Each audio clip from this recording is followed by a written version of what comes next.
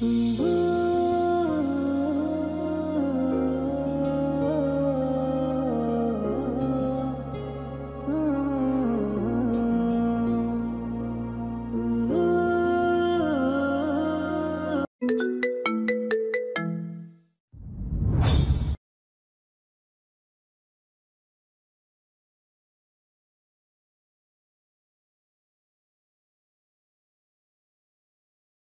কেমন বেহায়া রূপ তোর? কেন হারাচ্ছিস এই পুরুষে বারবার? চোখটা ফিরিয়ে নিতে নিলেই আবার সেই একই কণ্ঠে ভেতরে বলল, হারাক না হৃদয়ে ঝংকার তোলা এই সুপুরুষে মরতেও আপত্তি নেই। ঘুমোনি কেন? নিস্তব্ধতা ভাঙল ভরাট গলার স্বরে। বার দুয়েক পলক ঝাপটে নির্ভীতে উত্তর দিল। আসছে না। কিছুক্ষণ চুপ থেকে আবারও জিজ্ঞাসা করলো। এখানে কি করছো? তার দিকে চেয়ে উত্তর দিল, দেখছি। পালকের উত্তরের সাথে সাথে ঘাড় ঘুরিয়ে তাকালো পালকের দিকে। পালক তরাত ঘাড় নামিয়ে নিল। পালক যে মন্ত্রমুগ্ধের মতো মেঘের দিকে চেয়েই কথাটা বলেছে তা নিশ্চয়ই বুঝেছে। খানিকটা সরে এসে দূরত্ব কমিয়ে জিজ্ঞাসা করলো, রাতের ডিনারের পর আরবের সাথে ইয়ার্ডে কি করছিলে? মেঘালয়ের কথায় মনে পড়ল রাতের খাবার শেষ করে রুমে আসার সময় আবরার পেছন থেকে ডেকে বলেছিল পালকের সাথে কিছু কথা বলতে চায় আলাদাভাবে, তাই ইয়ার্ডারের দিকে গিয়েছিল। কিন্তু আবরারের কথা শোনার আগেই রাফাতের ডাকে ফিরে যেতে হয়েছিল। এত ভাবর কি আছে? ও কেন ডেকেছিল তোমায়? হঠাৎ এমন তেজি গলার খাকারিতে কেঁপে উঠল পালক। রেগে গেল কেন? চোখ দুটো নামিয়ে রেখে উত্তর দিল, জানি না। উনি কিছু বলার আগেই রাফাত এসে ধরে নিয়ে গেছিল। ফোঁস করে নিঃশ্বাস ছেড়ে কিছুক্ষণ চুপ থেকে চাপা স্বরে হিসিয়ে বলল, নেক্সট টাইম যেন ওর সাথে এদিক ওদিক যেতে না দেখি। এত কিসের লাভ তোমার একান্তে? আর শুধু ওই কেন, কোনো ছেলের সাথে যদি বেশি ঘেঁষাঘেঁষি করতে দেখি তাহলে আমার চেয়ে খারাপ আর কেউ হবে না। পালক হা করে চেয়ে আছে এরূপ কথায়। এটা কেমন কথা হলো? পালক কারোর সাথেই কথা বলতে পারবে না। আর কথায় কথায় এমন ধমক দেওয়ায় মেঘের স্বভাব না অভ্যাস বুঝে না। পালক অন্য ছেলের সাথে কথা বললে ঘেঁষাঘেঁষি করলে মেঘের কি? হুট করে মনের ভেতর অদ্ভুত একটা দোলা লেগে গেল।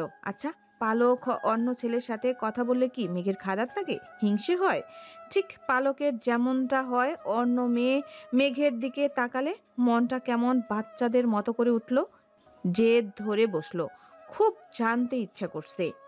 কেন অন্য ছেলেদের সাথে কথা বললে কি হবে? সাহস করে প্রশ্নটা করেই ফেলল, কিন্তু পালকের আশায় এক বালতি পানি ঢেলে গম গম গলায় বলল, ঠ্যাং ভেঙে রেখে দেবো। সাহস বেড়ে গেছে তাই না? এইটুকু মেয়ে ছেলেদের সাথে ডলাডলি করতে লজ্জা লাগে না? মেঘের এহেন কথায় চাপা রাগটা বেড়ে গেল। সব সময় কি এভাবে কথা বলতে হবে? সব সময় হুমকি ধামকি দিতে হবে? মেঘকে এমন করার? আর ভালো করেও তো বলা যায় তাই না? হুট করেই মেজাজটা চটে গেল। গলা উঁচিয়ে বলল, কেন? আমি যার সাথে মন চায় তার সাথে কথা বলবো, আপনার কি তাতে? আপনি কে বলার? আমার যার সাথে ইচ্ছে করবে কথা বলবো, ঘুরবো, প্রেমও করব। আপনার কোনো অধিকার নেই এই বিষয়ে কথা বলার। বলেই এক মুহূর্ত দাঁড়ালো না। ঘরের দিকে যেতে নিলেই হাতে টান পড়ল। পা দুটো থমকে গেল। হাত মুচড়েও কোনো লাভ হচ্ছে না। অমন বলিষ্ঠ হাতের থেকে পালকের মতো দুর্বল মানুষ কিছুতেই পেরে উঠছে না। তবুও হাত মুচড়াতে লাগলো। পালকের এমন ছটফট করা দেখে বাঁকা হাসলো মেঘ। ছোট্ট হাতটা এক টানে দিয়ে রেলিং বরাবর দাঁড় করালো। পালক ছিটকে গিয়ে দাঁড়ালো। ভ্রুকুচকে এগিয়ে এলো মেঘ। মেঘালয়ের এমন কুৎ চোখ দেখে পালক বেশ ভরকে গেল।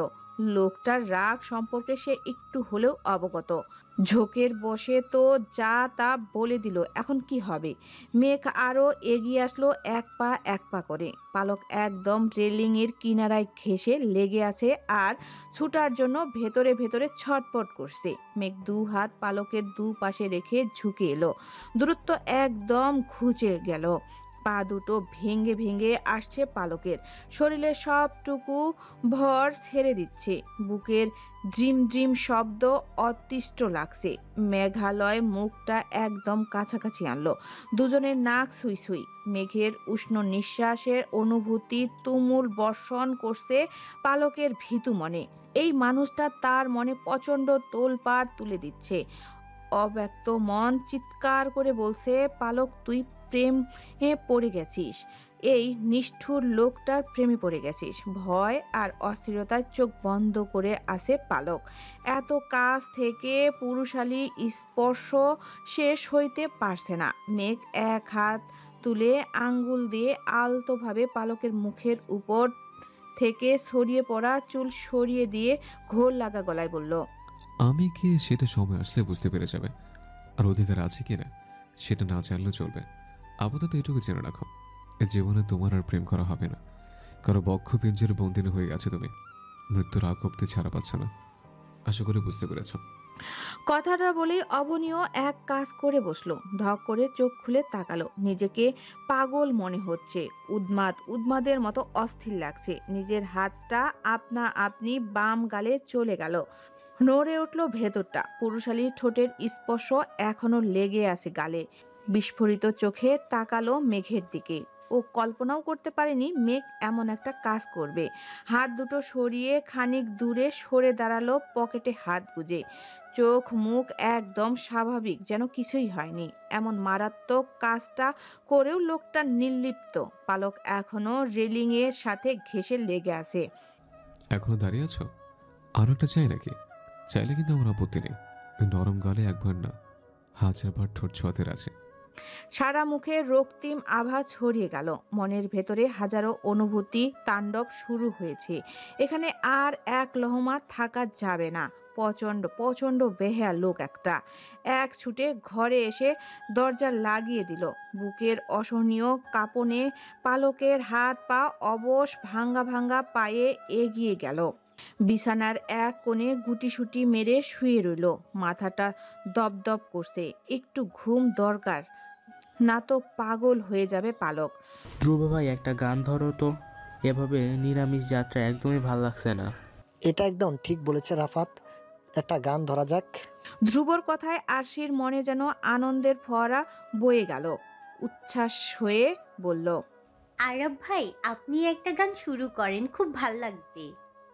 আবরার বেশ ভ্যাবাচাকা হয়ে বলল, আমি? অবশ্যই আপনি, কেন না শুনবো না, শীঘ্রই শুরু করেন। ঠিক আছে, করাই যায়। সকলে বেশ এক্সাইটেড আবরারের গান শোনার জন্য। আবরার গান আরম্ভ করে দিল। সে মানুষ চেয়ে চেয়ে ফিরিতেছি পাগল হয়ে, সে মানুষ চেয়ে চেয়ে ফিরিতেছি পাগল হয়ে, মরমে জ্বলছে আগুন আর নেভে না। সে মানুষ চেয়ে চেয়ে ফিরিতেছি পাগল হয়ে, মরমে জ্বলছে আগুন আর নেভে না। আমায় বলে বলুক লোকে মন্দ, বিরহে তার প্রাণ বাঁচে না।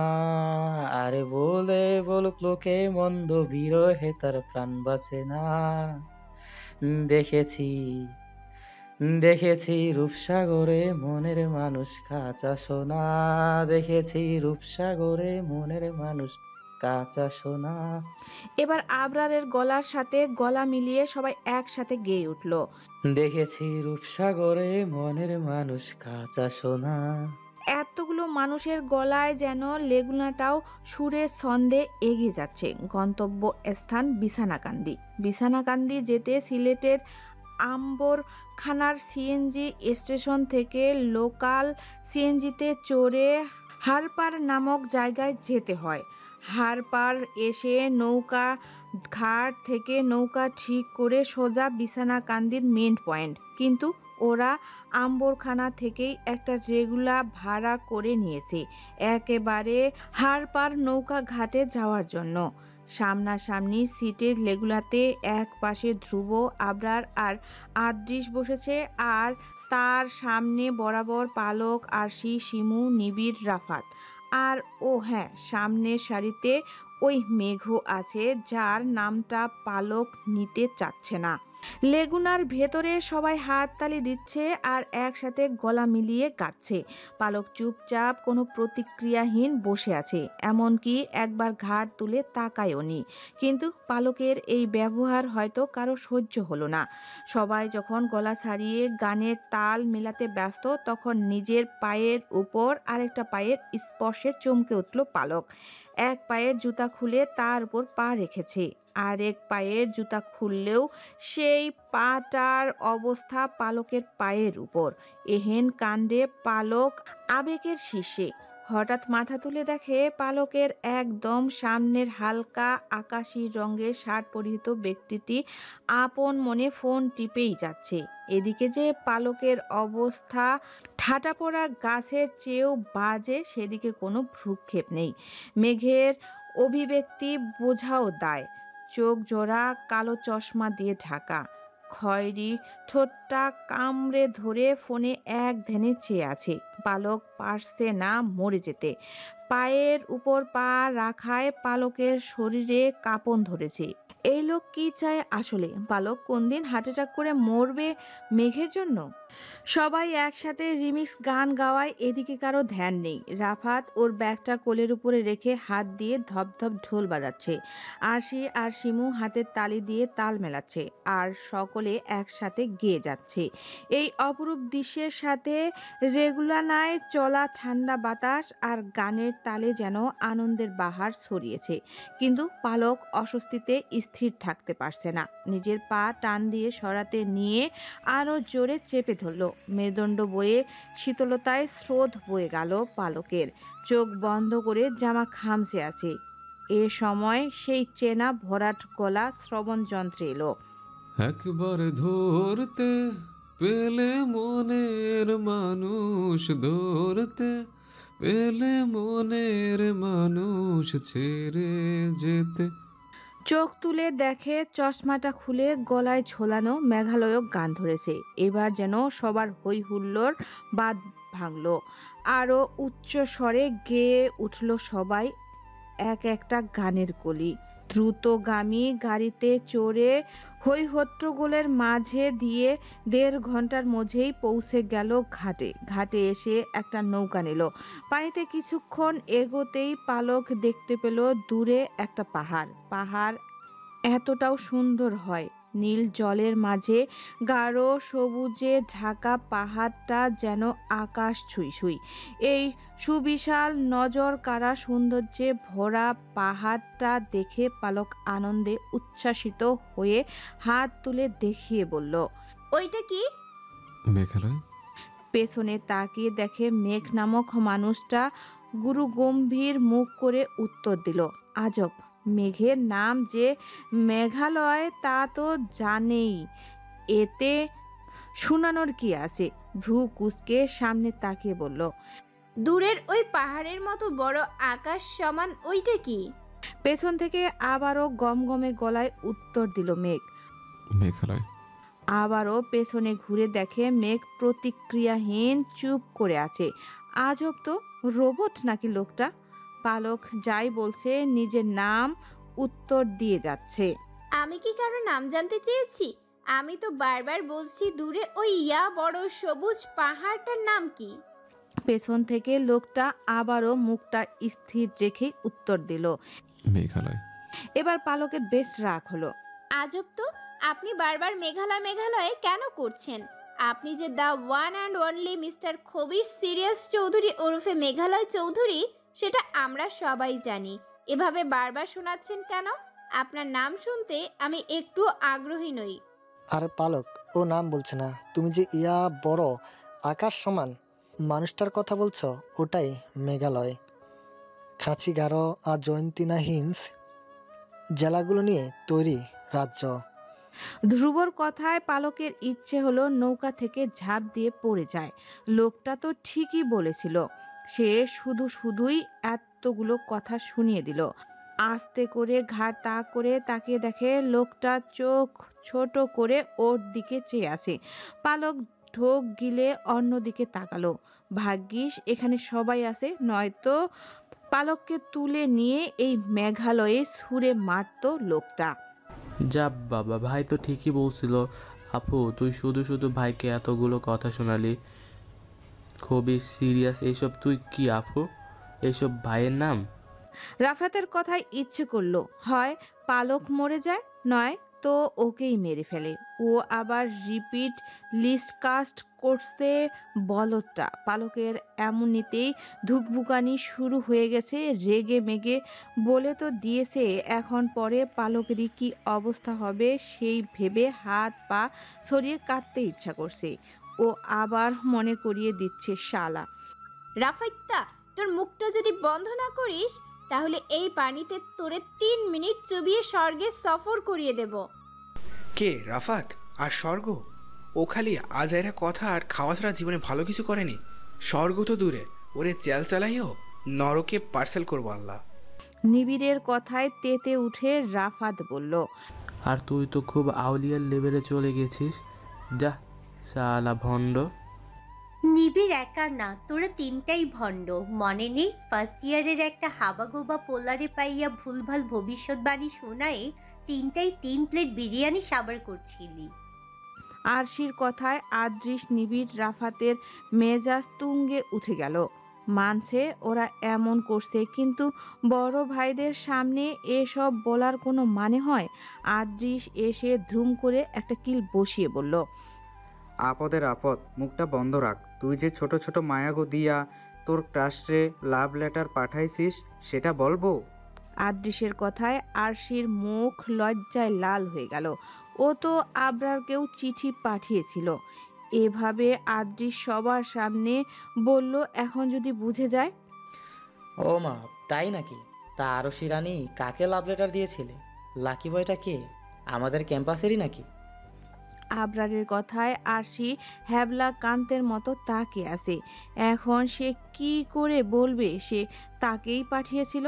কোনো রকম আমতামতা করে বলে, না মানে ওটা একটা ডেয়ার ছিল। শিমু ডেয়ার দিয়েছিল আমায়, তাছাড়া কিছুই না। মানে আমি কখন ডেয়ার দিয়েছি? তোদের সাথে তো আমি ট্রুথ অ্যান্ড ডেয়ার খেলিই না। একবার ডেয়ারে আমায় ভুলভাল গানে নাচিয়ে ভিডিও করেছিলি তোরা, তারপর থেকে আমি তোদের সামনে ওই খেলার নামও করিনি। এই আরেকটা বলদ, একটা বলদের ঘরের বলদ, গণ্ডমূর্খের দল। ওর সাথে লাগতে গিয়ে নিজেদের ইজ্জতের ফালুদা করে নিজেও বোঝে না। পালক সবগুলোর দিকে চোখ রাঙিয়ে তাকাতেই সব চুপ মেরে গেল। পালক পারছে না এদের এক লাথি দিয়ে তল্লায় পাঠাতে। এই যে এদের বলদামির জন্য এখন আবরার আর ধ্রুব হেসে লুটুপুটি খাচ্ছে। আরও কিছুক্ষণ গল্প গুজব আর হুড়হুড় দলের উল্টাপাল্টা ইয়ার্কি দিয়ে পার হলো নীলপথ। পুরো রাস্তা পালক মেঘালয়ের দৃশ্যের সৌন্দর্য দেখে বিমোহিত হয়ে চেয়ে রইল, আর মেঘালয় চেয়ে রইল পালক নামক মেয়েটির দিকে, যাকে হাজারবার দেখে কি নাও মন ভরে না। পাগলিটাকে ইদানিং বুকের ভেতরে মিশিয়ে রাখে, আর খুব অবাধ্য ইচ্ছে হয় মেঘালয়ের। বেশ অনেকটা সময় পার হয়ে পৌঁছালো কাঙ্ক্ষিত গন্তব্যস্থল বিছানাকান্দিতে। সেখানে পৌঁছে সকলে আনন্দের সীমার সাথে, না এত সুন্দর দৃশ্য দেখার সৌভাগ্য যেন বারবার হয়। হাজারো বড় ছোট পাহাড়ের মাঝে নীল রঙের পানির স্পর্শ দৃশ্য নয়নাভিরাম। উপরে সুবিস্তৃত আকাশ, নিচে এমন বহমান পানির ধারা, আশেপাশে সবুজে ভরা পাহাড়, দূর থেকে একটা ঝর্ণাও দেখা যাচ্ছে। সব মিলিয়ে পাগল করে দেওয়ার মতো সৌন্দর্য। সকলে এদিকে ওদিকে ছুটে গেল। আরশি গিয়ে একটা পোজ দিচ্ছে, আর আবরার তার ক্যামেরায় তুলছে। এসে থেকে কম হলেও 1000 খানেক ছবি তোলা ওর সারা। রাফাত নিবিড় আদৃশ পানিতে লাফালাফি শুরু করেছে। শিমু পানির ভেতর থেকে ছোট্ট ছোট্ট পাথর কুড়াচ্ছে, আর ধ্রুব একটা করে ছবি তুলছে আর এদিকে ওদিকে দেখছে। পালক পারে না খুশিতে পাগল হতে। পালকের সামনেও মেঘালয়, পাশেও মেঘালয়। সামনে মেঘালয়ের সুবিশাল পাহাড়, সবুজে মাখা দৃশ্য। যত দূর তাকায় মেঘালয়ের বিস্তৃত পাহাড়গুলোই দেখা যাচ্ছে। আবার পাশে তাকালেও মেঘালয় নামের মাত্রাধিক সুন্দর্শন চেহারাটা। ঝর্ণার কলকল ধ্বনিতে যেন প্রজাপতিরা ডানা মেলছে। আনন্দে আত্মারা হয়ে খিলখিল করে হেসে উঠল পালক। ছোট বাচ্চারা খেলা পেলে যেমন লাফিয়ে ওঠে, পানির মধ্যে গিয়ে ঠিক সেভাবেই লাফাচ্ছে। হাত দিয়ে পানিতে ছপছপ শব্দ করে পানি ছিটাচ্ছে আশেপাশে। পালকের হাসির ছলকানিতে মেঘের মনের ভেতরে যেন তাণ্ডব চলছে। মেয়েটার হাসি, বাঁধ ভাঙ্গা খুশি, সব কিছুই তাকে অদ্ভুত প্রশান্তি দিচ্ছে। মন চাচ্ছে সময়টা থেমে যাক। এই যে বাচ্চাদের মতো পানি ছিটাচ্ছে, নিজেও ভিজে যাচ্ছে, পেছনে দাঁড়িয়ে থাকা মেঘালয়কেও ভিজিয়ে দিচ্ছে। কিছুক্ষণ ইচ্ছে মতো লাফালাফি করে ধপ করে একটা পাথরে হেলান দিয়ে বসে পড়ল। পাশে শব্দ পেয়ে তাকিয়ে দেখে মেঘালয় এসে বসেছে তার পাশে। লোকটা আজকে হালকা নীল রংটা কি তার সাথেই মিলিয়ে পড়েছে। পালকের গায়েও আকাশি রঙের হালকা জর্জের জামা। লোকটার শার্ট ভিজে, ভেতরের সাদা রঙের টি শার্টটাও গায়ের সাথে লেপ্টে আছে। থপ করে পালকের পাশে বসে বলল, লাফানো শেষ নাকি আরও ইচ্ছা আছে? আপনিও তো লাফিয়েছেন, আমাকেই কেন বলছেন? তোমাকে কে বললো আমি লাফিয়েছি? এই যে নিজের জামা কাপড় ভিজিয়ে ফেলেছেন, নিজের বেলায় কিছুই না, শুধু পারে আমাকে কথা শোনাতে। মেঘ ভ্রু কুঁচকে তাকিয়ে থাকে। এই মেয়েটা একবার বলা শুরু করলে কি বলছে কিছুই ভেবে বলে না। হর হর করে বলে পরে ভুল বুঝতে পেরে মুখটা একটুখানি করে রাখে। লাফানোর সময় আশেপাশে দেখেছিলে কেউ আছে নাকি না? তা দেখবে কেন? তোমার তো পাকনামি করার একটা সুযোগ চাই। এই রে, তখন লাফানোর সময় এই লোকটাও তো পেছনেই দাঁড়িয়েছিল, নিশ্চয়ই আমার লাফালাফির জন্য ভিজে গেছে। এখন কি হবে? তখন তো যাতা বলে পার পেয়ে গেছি, কিন্তু এখন? পালকের এমন আতঙ্কিত মুখ দেখে মেঘের দম ফাটা হাসি পাচ্ছে, কিন্তু হাসিটা দমিয়ে রেখে বেশ কঠিন মুখ করে বলল, তোমার সাহস একটু বেশি বেড়ে আছে। তখন নৌকা তুমি কি যেন বলছিলে? খবিস আর সিরিয়াস চৌধুরী নাকি? আবার বলো তো। পালক তুতলিয়ে তুতলিয়ে বলল, কই না তো, কিছুই না। কিছুই না? আচ্ছা, তুই যখন কিছুই করনি তাহলে আমার তো করা উচিত। দুজনেই ভালো হলে কেমন হয় বলো? বলেই এগিয়ে আসে পালকের দিকে। পালক ভয়ে পিছিয়ে যাচ্ছে, কিন্তু যাবে কোথায়? সব দিকেই তো পানি। মেঘ এগিয়ে আসতে আসতেই শার্টের বোতামে হাত দিল। পালকের চোখ ছানা বড়া। এই লোক শার্টের বোতাম কেন খুলছে?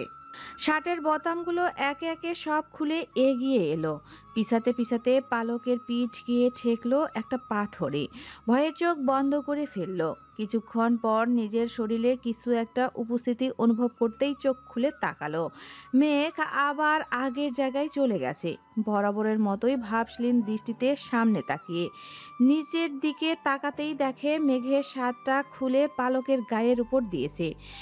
লাল রঙের পরেছে, ভালো কথা। তাহলে এইভাবে বের করে প্রলোভন দেখাতে চাও? মেঘের কথায় পালকের কান মুখ থেকে গরম ধোঁয়া বের হচ্ছে। খোদা, পালককে আর কত লজ্জায় ফেলবে জানা নেই, আর কত অপ্রীতিকর পরিস্থিতিতে পড়বে পালক জানে না।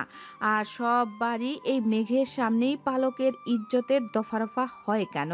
গায়ের হালকা রঙের পাতলা জামাটা ভিজে গায়ের সাথে লেপ্টে আছে, যার ফলে ভেতরের অন্তর্বাসটাও স্পষ্ট দেখা যাচ্ছে।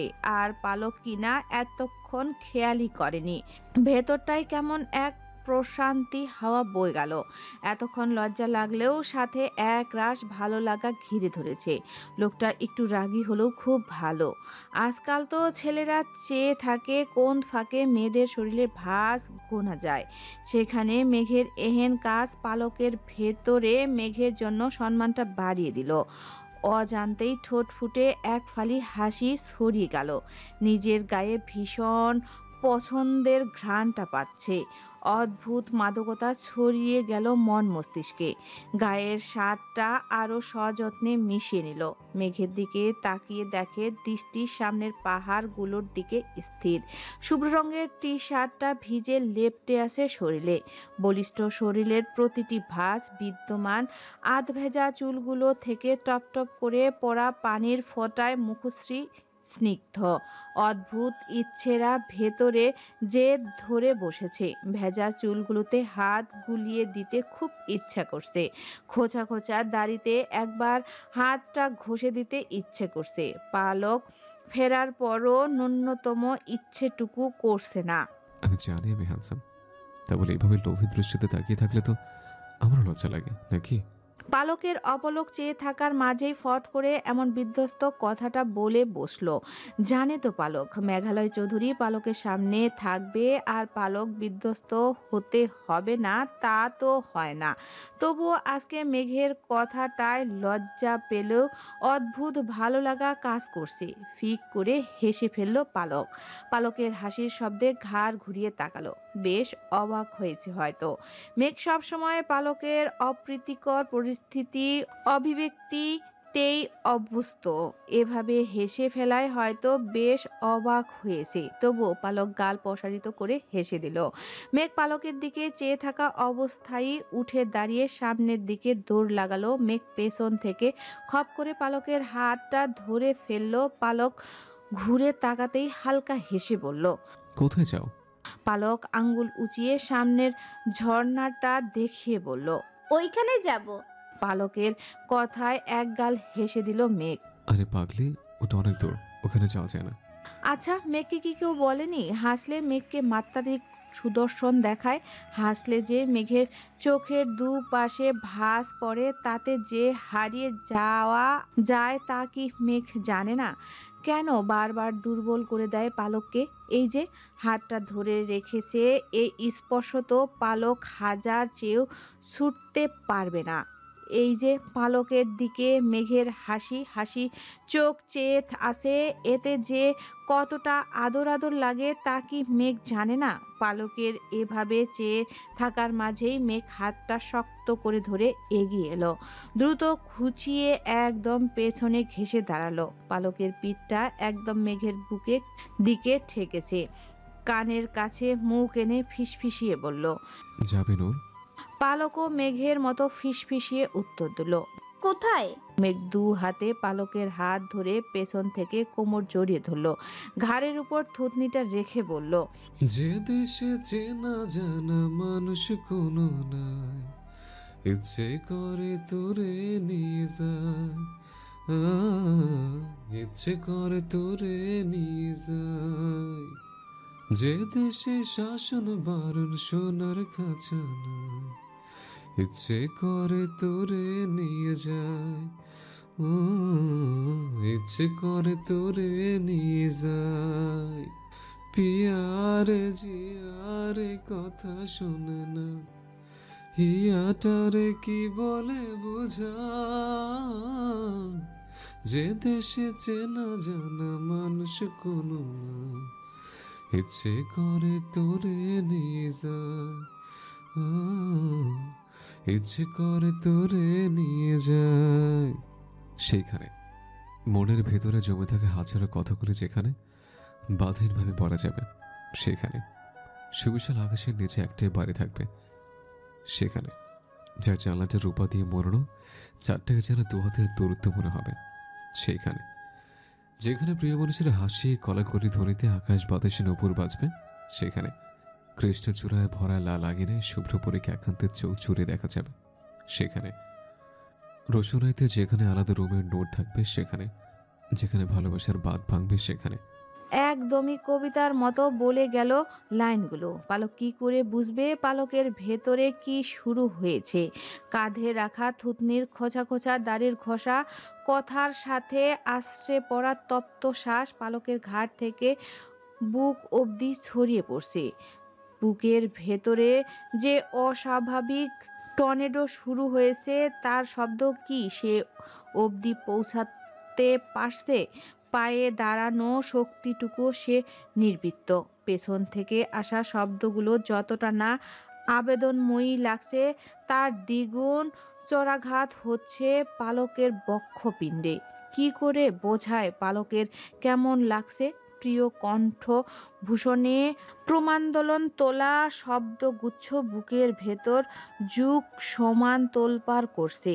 অস্বাভাবিকভাবে কম্পিত হচ্ছে সারা শরীর। ভেতরের তাণ্ডব যেন নদীর ঢেউ পর্যন্ত পৌঁছে গেল। শান্ত হয়ে থাকা হাঁটু সমান পানিও এখন তুমুল ঢেউ তুলছে। মেঘালয় এখনো পেছন থেকে জড়িয়ে রেখেছে পালককে। হাত দুটো পালকের হাতের উপর রেখে ধরলেও তার স্পর্শ যেন পালকের হাত ভেদ করে শরীরের মাঝে গেঁথে যাচ্ছে। মেঘ নিশ্চুপ মুখ ডুবিয়ে আছে পালকের ঘাড়ে। ক্ষণে ক্ষণে কেঁপে উঠছে তার কলিজা। এ কেমন সর্বনাশ, যাতে তলিয়ে যাচ্ছে মন, ক্ষত বিক্ষত হয়েছে হৃদয়। বাধাহীন বেপরোয়া ছুটছে একটাই মানবীর দিকে। কেমন অন্তর্জালে জড়ালো সে তো বলতেই চায়নি, প্রকাশ করতে চায়নি, তবু কি করে এতটা নিয়ন্ত্রণহীন হলো নিজের উপর? বরাবরই মেয়েদের প্রতি ছেলেদের আবেগ নেশা কাজ করে, যা এক সময় ফুরিয়ে যায়। কিন্তু মেঘ স্পষ্ট বুঝতে পারছে তার প্রাপ্তবয়স্ক মনটা আবেগ বা নেশায় নয়, প্রচণ্ড ব্যাকুলতা আর ভালোবাসা অনুভব করছে। দুদিনের চেনা মেয়েটার শূন্যতায় যেন তার হৃদস্পন্দন থেমে যায়, বুকটা হাহাকার করে ওঠে। ভালোবাসায় ডুবে আলিঙ্গন করার অগাধ আকুলতা আসে। মেঘের এরূপ কথায় পালক কি বলবে জানে না। সে স্বাভাবিক থাকতে পারছে না, কিছুতেই না। ফট করে পেছন ঘুরে ঝাপটে ধরল মেঘালয়কে। দু হাতে খামচে ধরল মেঘের টি শার্ট। নিজের মধ্যে নেই পালক। অনুভূতিরা ছোটাছুটি করছে। দুঃসাহসিক একটা কাজ করে বসলো পালক। শার্টের ফাঁকে ভেজা বুকটায় তপ্ত অধর ছুঁয়ে দিল। হৃদয়ে রক্তক্ষরণ শুরু হলো মেঘের। গলা শুকিয়ে গেল, হাত দুটো অসাড় হয়ে এলো। স্তব্ধতা ঘিরে ধরল মেঘকে। দু চোখ টকটকে লাল বর্ণ ধারণ করেছে। দু হাতে জাপটে মিশিয়ে নিল পালককে বুকের মাঝখানটায়, যেন ছেড়ে দিলেই হারিয়ে যাবে। প্রচণ্ড আবেশে মিশিয়ে নিল ছোট্ট শরীরটাকে নিজের মাঝে। চোখের কোণে পানি চিকচিক করছে পালকের। এ কেমন ভালো লাগা, কেমন অনুভূতি! এ অভিজ্ঞতা তার জীবনে প্রথম। হৃদয়ের অদ্ভুত ব্যথা অনুভব করলো। আরো জোরে খামচে ধরল।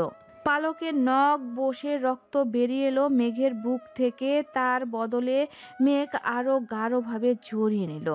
পারছে না নিজের শরীরে মিশিয়ে নিতে। এক চুল দূরত্ব সহ্য হচ্ছে না।